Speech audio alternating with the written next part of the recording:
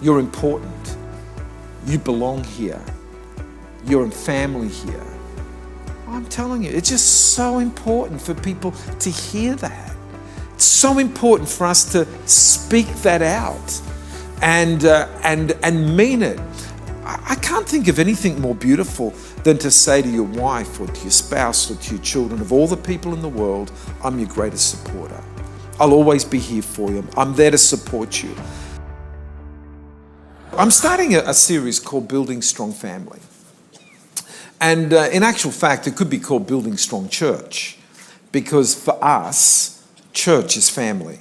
Church is not just something that we do for an hour on a Sunday. Church is something we belong to. It's the community of faith. And Ephesians chapter 2, verse 19, Paul talks about being part of the household, the family, the oikos of God. What a beautiful thing it is to be in community. That person next to you is your brother or your sister.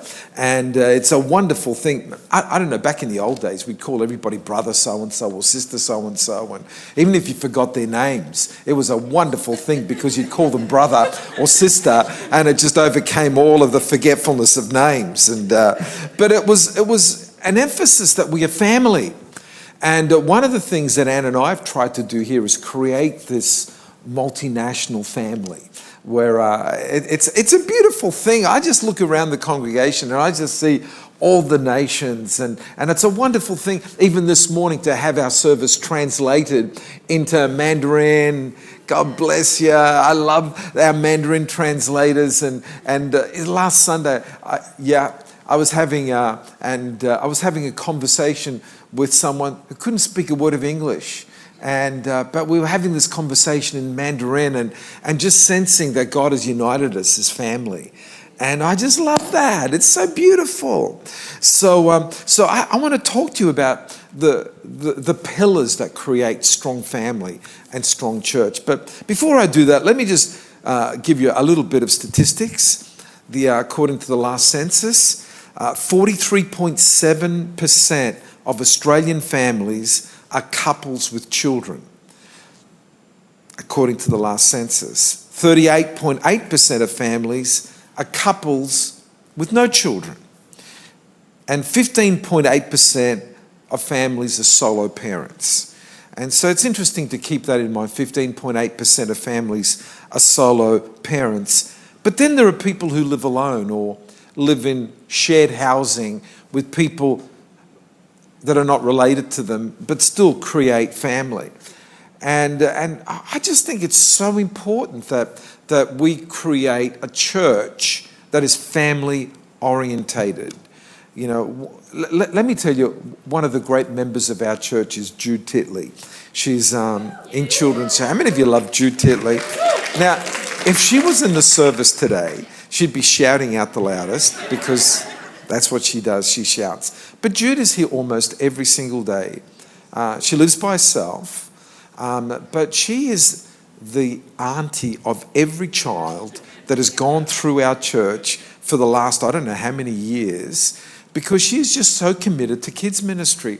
And she's found a place of significance, a place of connection in the kids ministry. So sometimes you'll see her at the top of the stairs blowing bubbles at you and dressed in tutus and just, she's amazing. But what's happened here is that she's found family, and the kids love her, and she loves the kids, and she prays for them every single day.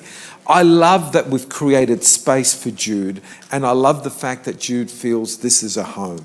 And that's what we want to create here as family. The Bible says in Psalm 68 verse 6 that God puts the lonely into family. He puts the solitary into family. And it's so important that we just remember to create this. But there are pillars, there are principles that create strong family. I'm going to talk to you about that in a little while. Before I do that, let me talk to you about the importance of your family of origin. Because your family of origin has actually molded you into a belief system regarding family. And it's interesting, a lot of you come from a whole different cultural mindset to the typical Anglo-Australian family. Very typical Anglo-Australian family typically is, I would call individualistic. Whereas some of you that come from an Asian or African or Southern Italian background, for you, family is very extended. Oh my goodness. And it's fascinating to study the mindsets of families across the world. I was fascinated in studying Polynesian family culture. And I was talking to somebody and they said, oh yeah, I had a baby for my sister. What are you talking about? You had a baby for your sister? Yeah, I had a baby. My sister didn't have one, so I gave her my baby, and now she raises that baby like it's her baby. And I said, are you kidding me? I mean, it's so foreign to our culture, but in Polynesian culture, that's what they do. They actually they share their babies, and it's like the aunties and uncles can become parents to the baby. And it's like a mindset that's very different to ours. And I kind of think sometimes our family of origin really molds us into our thinking. And, I remember when my parents first started to get exposed to Australian culture, they were shocked at some of the concepts. Like here's a concept in Australian culture when a child hits 18 years of age. Come on, we encourage them to be on their own. Yeah, it's time to leave home now and pack the bags and off you go and into the world and you make your way. Or if you're going to stay at home, you pay board. Southern Italian culture, that doesn't exist. Mama will always cook for you. Doesn't matter how old you are, she will always cook for you. You know, the whole paying of board is just a concept that's not there. And that's why Italians and Asians are very similar. But here's the kicker, that when mum and dad get old, you look after them. You don't put them into a home. That's anathema to put them into a home. You know, it's like, it's just, the cultures are so different. Then there's biblical culture. And biblical culture is very extended family. And my text actually is from a very famous passage of scripture that you've read many times, but I just want to give you the filters of Eastern culture and biblical culture, which sometimes is difficult to understand. Okay, get hold of this text. It's found in Luke chapter 2, verse 43. You've read it many times. It's quite a fascinating little story. Luke chapter 2, verse 43. And it's the time where Mary and Joseph, you know that Mary and Joseph were given the responsibility of raising Jesus, the Savior, the Son of God. And this is the time where they lost the Savior of the world. How many of you remember that story? Here it is in Luke chapter 2. Let's read it, verses 43 to 44. And it says this, let's read from verse 41. His parents went to Jerusalem every year at the feast of the Passover. You understand that Jesus was raised in a Jewish family where every year they would celebrate the Passover. And so 3 times a year, the men were encouraged to go to Jerusalem to celebrate 3 very specific feasts. And one of the feasts was the Feast of Passover. Now, what you've got to remember is that this time they were living in Nazareth. And to get from Nazareth to Jerusalem was a 3-day journey. It wasn't just an overnight thing, and you'd walk it. Or you'd have, a donkey or a horse or whatever, and you'd walk the distance. And matter of fact, it's one of the things on my bucket list to walk from Nazareth to Jerusalem. But anyway, we'll see what happens one day. Okay, and so it says this, and when he was 12 years old, they went up to Jerusalem according to the custom of the feast. When they had finished the days, as they returned, the boy Jesus lingered behind in Jerusalem, and Joseph and his mother did not know it. But supposing him to have been in the company, they went a day's journey and sought him among the relatives and acquaintances. So when they did not find him, they returned to Jerusalem seeking him. Now, when we read that from our Australian filter, we're shocked. What sort of a parent are you that you would leave Jerusalem and not even know whether your son was with you? I remember when I was living in Lismore, I had Stephen with me, my son Stephen, my firstborn son, who was maybe 3 years of age, and I lost him for 10 minutes. Not a day, not overnight. I'm talking 10 minutes. And I've never been so panicked in all my life. To this day, I've not been so panicked. It was like, what's happened? I've lost my son. And so I went frantic trying to look for him. Now, get hold of this. Mary and Joseph actually left Jerusalem not knowing that Jesus was with them. Matter of fact, they went to bed that night not knowing that Jesus was not with them. Why is that? Because their whole concept was, well, he's with the extended family. And the extended family, they look after each other. They feed him, they'll house him, he'll be comfortable sleeping in one of the tents with them. It was the next day that they went, so where's Jesus? I thought you had him. No, I thought you had him. I thought you had him. I thought you had him. I wonder how many people they thought had Jesus because of the extended family mindset, where we just look after each other. We feed each other. Matter of fact, he can sleep overnight here. This is his home as well as our home. And it wasn't until the next day that they discovered he wasn't with the relatives or with the company. And when I read this, I realized, we get shocked at this and we say, what terrible parents. But it was actually a mindset that existed in their family, that we are extended family and we do life together. I don't know about you, but I just love that. I just love the extended family mindset. So how do we create family? How do we create strong family? Well, here it is. Pillar number 1. It's commitment. And I want to talk about maybe 6 or 7 pillars over the next few weeks. But for me, commitment has to have another twin pillar called consideration for it to work well. And so we'll see how far we get in these 2 twin pillars of commitment and consideration. Because commitment without consideration doesn't work well. If you have one person who's committed but nobody else is committed, then it doesn't work as well as when it's married to the twin pillar of commitment and consideration, where we consider each other. We're committed because we consider each other. So let's talk about commitment. Commitment is what we give one another in family. You belong here. This is your home. You might not feel welcome anywhere else in the world, but here you're welcome. Here you belong. Here you're home. Oh, what a beautiful feeling that is. You got no idea how wonderful it was for me as a migrant child growing up in Australia, having that sense of belonging at home. Back in the 60s, there was not the acceptance of multiculturalism in Australia as there is today. And I can remember as a kid growing up, because of my surname not being Anglo, I would have loved to have my surname called Smith or Jones. That would have been awesome. But no, it was Giuliano.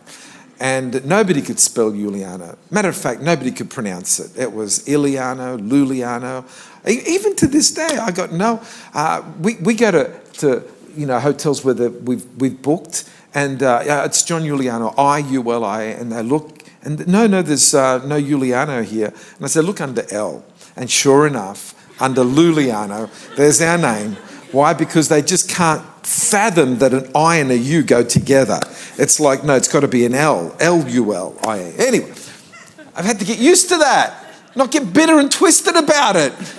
So you can help me talk it out this morning. How many of you here you can feel no, it's okay, seriously.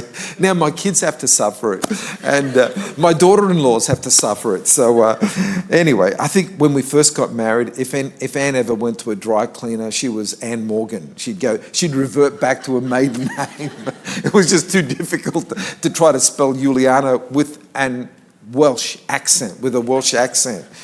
So anyway, let's move on, because it was a wonderful thing to go home after being called a wog, a dago, just all the different names, and feeling isolated, to go home and feel loved, to go home and feel like I'm surrounded by my people. And my people actually honoured who I was because I was bilingual. And so I could speak English and Italian. And so that made me very important because all my relatives couldn't speak English. And so at 9, 10 years of age, I was the translator. I would go and translate for them. And I remember going to places where they were intrigued of this 10-year-old translator, and they were more interested in me than my relatives that I was translating for, because it was like, who's this 10-year-old translating? But that taught me responsibility. It taught me leadership. It taught me a lot of things. So commitment creates strong families. We're here to make our family members feel safe. We're here to protect each other. And commitment becomes the foundation stone of marriage and the foundation stone of family. And in Genesis chapter 2, verse 24, there's this statement right at the very beginning where Adam makes this incredible statement that to this day is the foundation stone of marriage. Therefore, a man shall leave his father and mother and be joined to his wife, and they shall become one flesh. The joining, the cleaving, the becoming one flesh, the commitment to one another. And matter of fact, in Australian law, we need to actually underline the commitment, because you can't get married without the words added, until death do us part. And so under Australian law, marriage is a lifelong commitment, not a short-term commitment, but a lifelong commitment to one another. And so it's a beautiful thing to speak commitment into your family. I'm committed to you until death do us part. I'm faithful to you until death do us part. Of all the people in the world, you will find your greatest supporters here. What an incredible thing to speak that out. What an incredible thing it is to speak that out to people who are being bashed and bruised and are going through all sorts of stuff, to come into a family, into a setting, into a community, into a church where people say, I'm committed to you. You're important. You belong here. You're in family here. I'm telling you, it's just so important for people to hear that. It's so important for us to speak that out and mean it. I can't think of anything more beautiful than to say to your wife or to your spouse or to your children, of all the people in the world, I'm your greatest supporter. I'll always be here for you. I'm there to support you. Can you speak out? You want a strong family? You've got to speak it out. You've got to speak out that commitment. You don't say, well, actually, I told you when we got married, and I don't need to say it again because nothing's changed. No, speak it on a daily basis. Just make it part of the warp and woof of the family. I'm committed to you. I'm committed to you.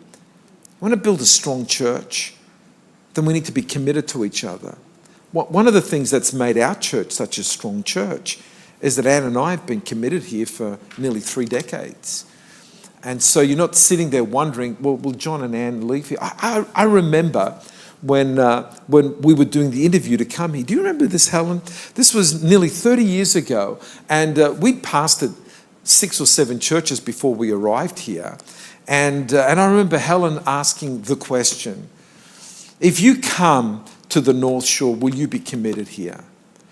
And my answer was, to the best of my ability, I'm looking to put my roots down and establish. We don't want to be moving around. We want a place where we can be committed. Helen, that was nearly 30 years ago. Have I proved my commitment? Yeah, I think so. Yeah, I've proved. But can I just say that if a pastor is only in for a church for a couple of years and then moves on, as some denominations do with their pastors, they just move them on, it creates an instability. And it's almost impossible to create a strong church without the mother and father of the house being committed to the house. And so you want a strong church, you want a strong family. Commitment is such an important factor. It builds trust, faithfulness, it builds trust. And it's a foundation stone that you never want to damage, because people feel safe when they know that there's got to be something that never changes. Something that never changes. One of the things that Ann and I have endeavored to do is just create a safe zone for you to be the same people week in and week out. So you come and if you go away for 5 years, you can come back and you'll hear similar messages. You'll hear foundational messages that still speak the same thing. Maybe you haven't been to our church for the last 5 years. And maybe you heard me do a wedding somewhere 20 years ago. And I'll always be saying that the foundation stone to a great marriage, a great family, is commitment. And what happens is that we add that commitment, we give that commitment. Now you'll be tempted to fly away. You'll be tempted to go elsewhere. You'll be tempted to abandon ship. You'll be tempted, and maybe this week you were tempted just to abandon ship or do something else. But I want to say to you that you will never find satisfaction in family or community or church without commitment. You'll never find satisfaction. Whatever you're looking for is found in commitment. And so what's really important is that you keep showing your commitment, just not supposing that it's there. And so let me illustrate. So Ann and I have always had this culture that Mondays is our day off. And so we've had Mondays as a day off because Sundays is, for me, a work day.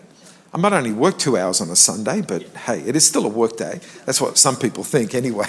But the point is that we've always made Monday a day off. And so it was interesting a few years back, our daughter comes up to us and says, "Hey, Mum and Dad, we know that Mondays is your day off. And so would you look after our kids on Mondays?" And so we said, yes, we would do that. Why is that? Because we're committed to family. And so there's this, and our son-in-law's mother was going to look after them on a Friday, so then there's only 3 days in care. But we believed that it was building family. And so we were happy to include our grandchildren in our day off. And let me tell you, it's been interesting. Because it's no longer about Ann and I anymore, it's about the grandkids, and that's okay. It's fine, because what we're doing is that we're building commitment in family, and we're saying, you know what, for a season, it's okay for us not to do this, and we'll find other times, like we just went away for 5 weeks and said, "Hey, Christelle, you're going to have to look after your own kids because they're not coming to Europe with us," and that was okay. But what a wonderful thing. And then what happened again is that they renovated their house, and it was like, "Hey, Mum and Dad, can we move in with you for 6 months?" And I said to Anne, "It's not going to be 6 months, baby. It's going to be a lot longer than 6 months." And then our other son was building a house, and things happened. And Christelle and Ben and the other kids are staying with you. Can we also come? And so then we had 11 people living in our home, including Anne's parents, for months. And it's commitment. Can you understand what I'm talking about? It's commitment. Now, some of you would struggle having 11 people in your house for 5 minutes. We had 11 people in our house for 3 months. And at one stage, it was 8 people in our house for 9 months. But commitment helps you overcome. But you're sowing this foundation of, we're committed, we're family, we extend ourselves. You're saying, "John, you're really harping on this." I'm harping on it because we need to just do this foundation. Are you adding to the concept of commitment, or are you taking away from the concept of commitment because we're doing our own things? Now, can I just say this? That commitment is what God gives us. I love the fact that in Hebrews chapter 13, verse 5, one of the most quoted scriptures in the Bible, Jesus says, I will never leave you nor forsake you. How many of you have received comfort from those words? How many of you, and if you really want to read it in the amplified version of the Bible, because the amplified version of the Bible just makes it louder. That's why it's called amplified. It makes it louder. And it goes, I will never leave you. No, no, never, ever will I leave. And it just goes on and on and on, underlining the fact of his commitment to us. And I love the fact that in Matthew 28, verse 20, after the Great Commission is given to us, Jesus encourages the disciples, and lo, I will be with you always, even to the end of the age. And he says, come on, I'm committed to my church. I'm committed to you. I'll never leave you. I won't turn my back on you. I'm committed to you. It's the foundation of our faith, his commitment to us. And in Timothy, he says, even if you were not faithful to me, I'll be faithful to you. It's like his commitment never fails. What an important thing for us to add commitment. I want you to put your hand on your heart. And I want you to say this, Lord, help me to show commitment to the people in my world. In Jesus' name. The second pillar that we've got to add to commitment is consideration. Consideration, has many words to it. And so often, we say, well, love and I love you. And love is like a throwaway line. Anybody can say, I love you. But then let's put a descriptor to love. And for me, love has to be embedded into consideration. Consideration is, I consider you, I put you first, and it's my descriptor of, I love you. Because I love you, I consider you. I think about you. I think about your needs. I think about what's going on in your world, and I will do my best to satisfy your needs. Now, when children come into your world, they will never consider you, but you will have to always consider them because they demand consideration. How many of you new parents understand this? That children demand. New parents are saying, I understand in the middle of the night. And so because you love them, you consider them. One of the great scriptures in the Bible is Romans chapter 12, verses 9 to 21. And I would love you all to do a word study or a Bible study on Romans chapter 12. Is such a beautiful chapter. And most of us read the first part of Romans 12. But the last part of the chapter, I call it the Christian Manifesto. Because the last part of the chapter actually tells us how to behave as Christians. And Paul then writes out, this is what a Christian looks like. And he says, let love be without hypocrisy. Abhor what is evil, cling to what is good. Be kindly affectionate to one another with brotherly love. And it goes on all the way to verse 21, just this beautiful descriptor. I call it the Christian Manifesto. It's how a Christian ought to behave. What a wonderful thing if all of us can behave like this in family. What a wonderful thing it is if all of us can behave like this in church. Where we are considerate of one another, where we are genuine in our love, we're genuine in our faith, genuine. And what a wonderful thing it is. Friday was my nephew's wedding.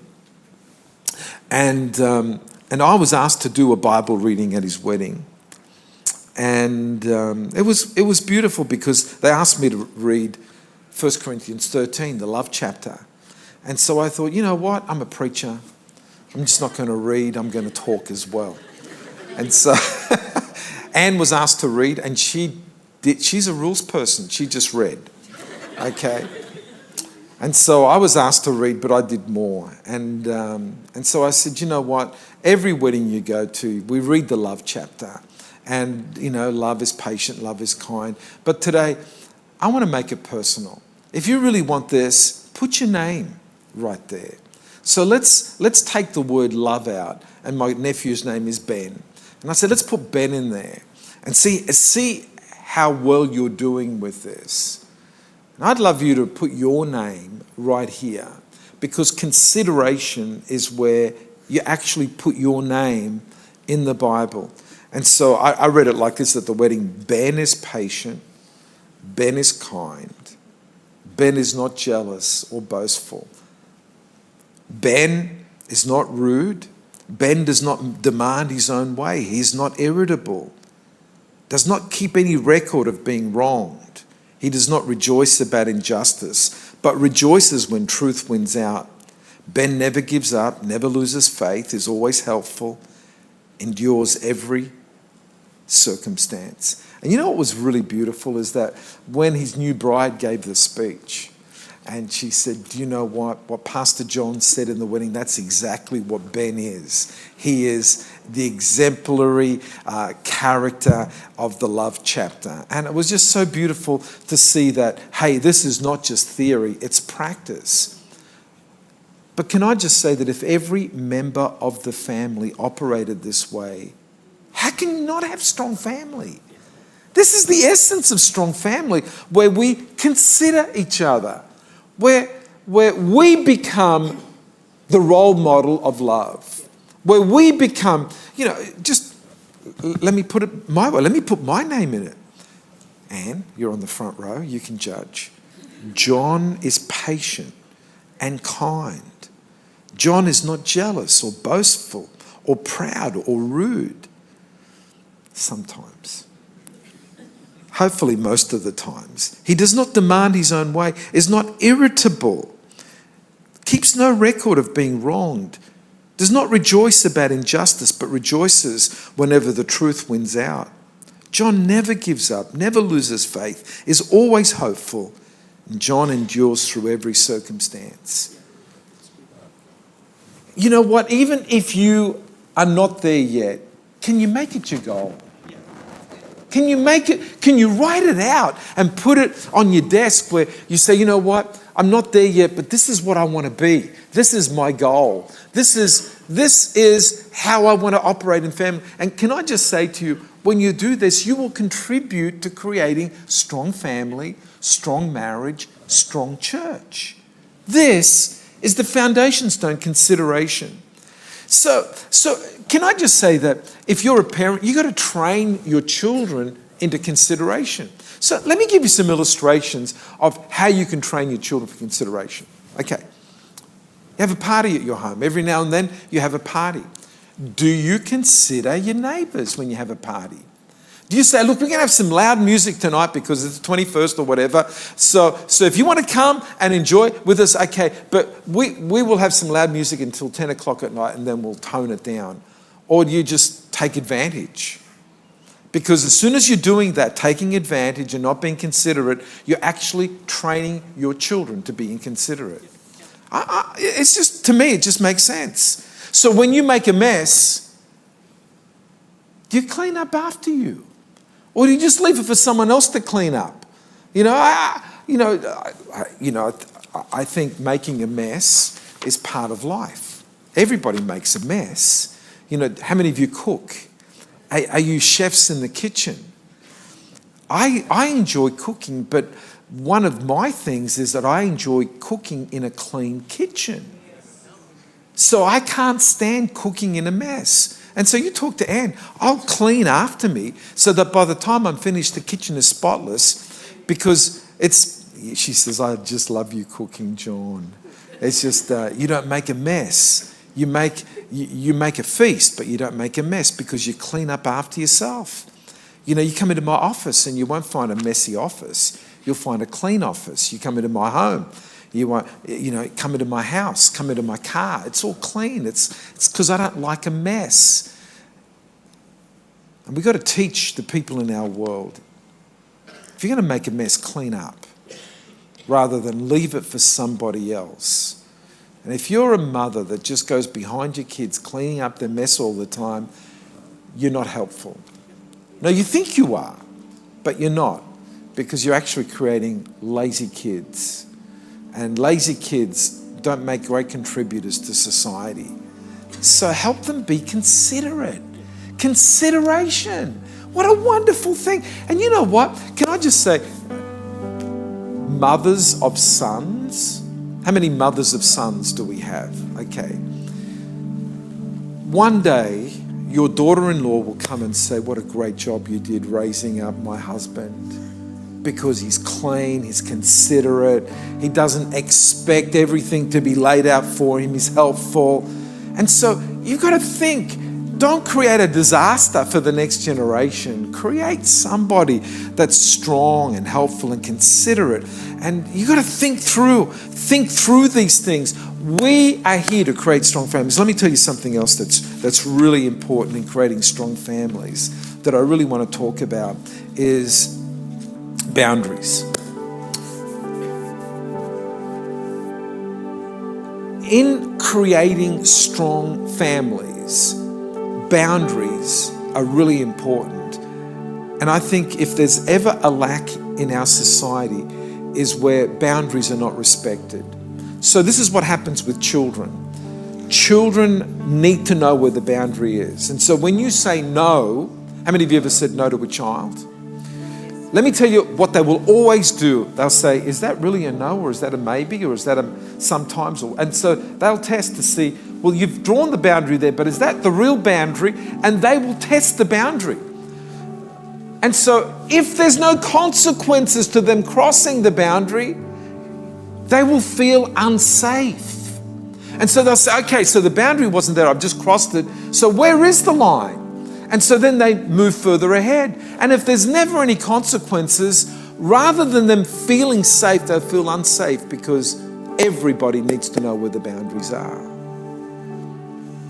And so you can say, let my yes be yes, my no be no. And if I say no and you cross the boundary, there are consequences.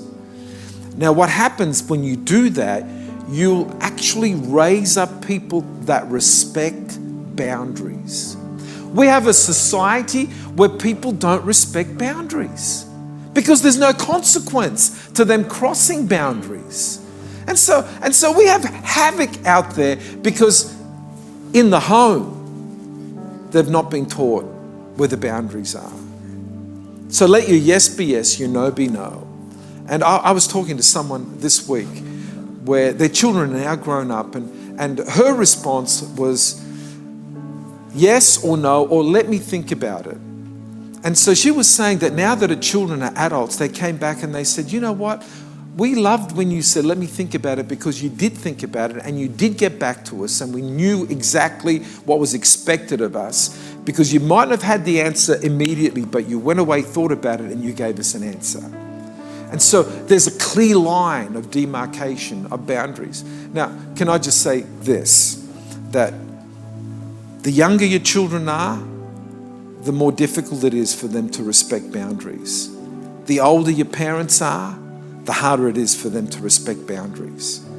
And so what happens is that, especially those of you that are sandwich generations, where you have young ones and you've got old ones, you've got to establish where the boundaries are. And you've got to be strong in your establishment because you're committed, you're considerate, but you can't allow yourself to be drawn into a place where you burn out because there's no boundaries in your world. Consideration is a two-way street where you consider others, but you need to set enough boundaries where they consider you. That creates strong families. This is so important that we understand this. I, as a pastor, with 1,000 people in our church, have to have boundaries. Can you imagine? If everybody in our church thought that John is the only one who can solve their problems, I'd have people ringing me 24 hours a day.